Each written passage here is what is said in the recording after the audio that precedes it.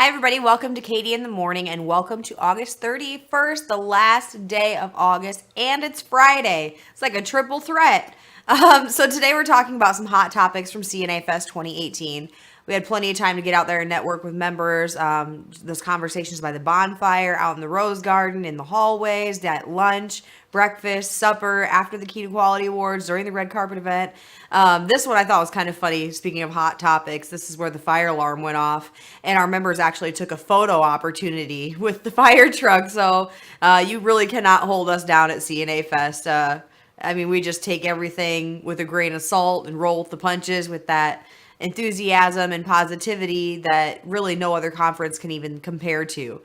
So today I wanted to talk to you guys about some topics that were brought up in the conversations with members throughout CNA Fest. The first topic that I would like to kind of reminisce on is, how do I know my worth on a daily basis? This question was probably asked at least 50 times over that 3-day span. I have a little quote for you guys here, and I'm not exactly sure if this is a quote from somebody else or if I made it up myself, but somewhere it was stuck in the back of my head. Anyone can bring you down, but only you can allow yourself to stay there.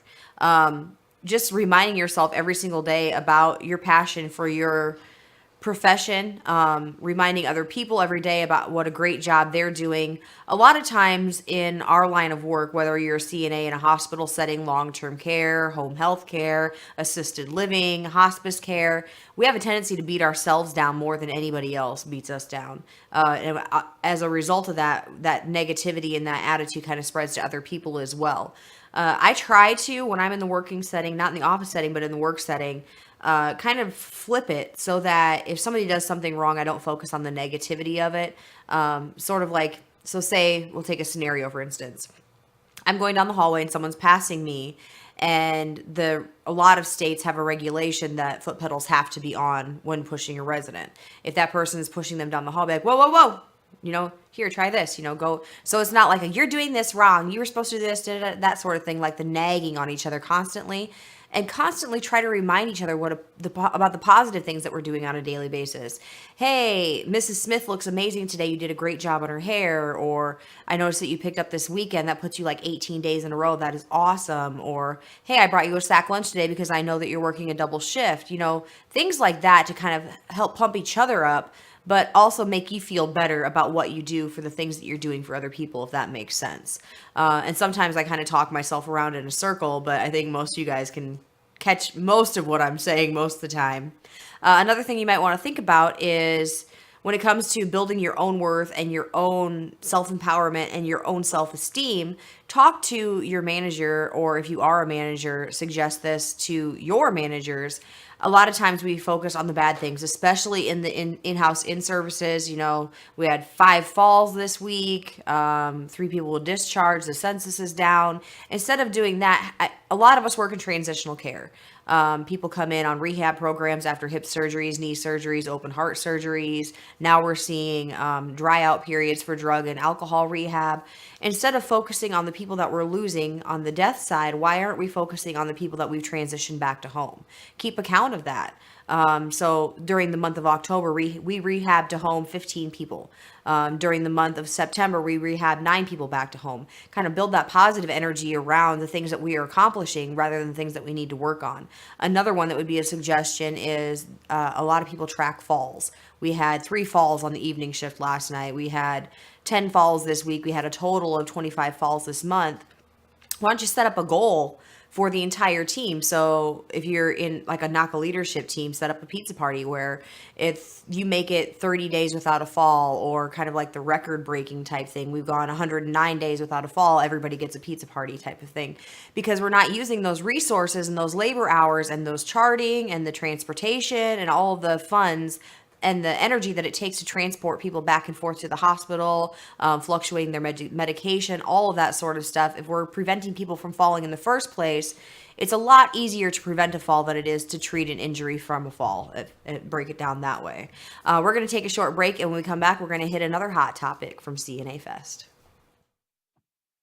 We look at NACA as the professional organization that supports the CNA, just like the American Association of Long-Term Care Nurses supports the RNs and LPNs. As a state executive, I can tell you that the energy and the empowerment that this organization has given to our state has truly enhanced the depth of membership and the work that we do as a state association. I am very, very proud of our connection and our partnership with the National Association of Healthcare Assistants. For more information, visit us online at nacacna.org or call 417-623-6049. Tune in to our live stream of the NACA Break Room with Katie Page every Monday at 4 p.m. Central on CNA TV. Welcome back to Katie in the Morning. Today we're talking about hot topics from CNA Fest 2018. The second one, which I heard a number of times over the 3-year period, I wish it was a 3-year festival. That'd be awesome. The 3-day festival is, how do I appreciate my coworkers? First of all, these are 3. We kind of talked about this one a little bit before break, but so I'll just kind of skim over them. The first thing is it's the little things that count. Rather than doing an appreciation event for all CNAs once a year, do small things throughout the year. Thank you cards, an extra payday. I know you guys have heard me talk about that one where you put a little payday candy bar, hand them out, give them an extra payday. Just the little things. You're my cup of tea if you've got tea drinkers that are fans. It doesn't have to be everybody all the time. You can focus on different shifts, different departments. You can even do like everybody who wears red today will get a special little prize. It doesn't cost a lot like the big events do, but it does build up that confidence and that positive kind of vibe. Appreciate each other on a daily basis. Like I said, this doesn't have to be a once a year event. Do things even just as small as a compliment. Like we were talking about before the break.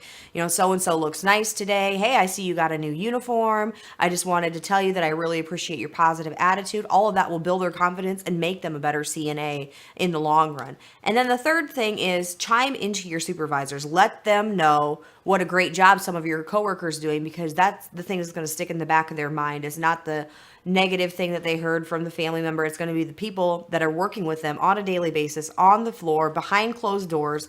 And when it comes to that evaluation time, we know a lot of people's raises depend on those evaluations that the nurses and the charges do. So by having that kind of confidence build up behind constantly putting it in their head that this person is an amazing CNA, they're going to eventually remember that when they go to fill out that evaluation. So another topic that was brought up during the kind of the the behind the scenes conversations is, how do I go about continuing my education as a CNA? Well, we talked about this a lot at conference. We have something that's called the NACA Virtual Campus of Care. It includes a preceptor course, the geriatric care specialist course, personal development courses, and professional skills courses. Another thing that you can do is go online and search for Alzheimer's certification programs. American Healthcare Association is one of them that can hook you up. I don't know if they offer it through them, but they can definitely refer you to the resources that you can get your Alzheimer's certification. I believe there's a test that you actually have to take, just like the CNA course. And if I'm not mistaken, you also have to do that one in person because there's like a skills type thing that goes with it. Like I said, once again, if I'm not mistaken, I probably should have done my research just a little bit more before I presented that one to you guys. But it's also something that we're looking to offer at NVCC, not the certification, but ongoing education about dementia and Alzheimer's in itself. So those are just a few options for you guys as far as continuing education. Another thing, if you're looking for continuing education, I'm starting to talk really fast because Gary's like, Katie, we got to wrap it up here. It's Friday and I'm ready to go. Another thing that you're going to want to look for is sending to CNA Fest next year. You'll receive a certificate of completion when you attend the courses. The education, I believe it's 12 hours of education over the 2 days. So definitely, if you're looking for further education, CNA Fest 2019 is a heck of a good day to go. I thank you guys all for joining me today. Have a wonderful weekend. I will see you right back here on Monday, Labor Day at 10 a.m. for Katie in the Morning.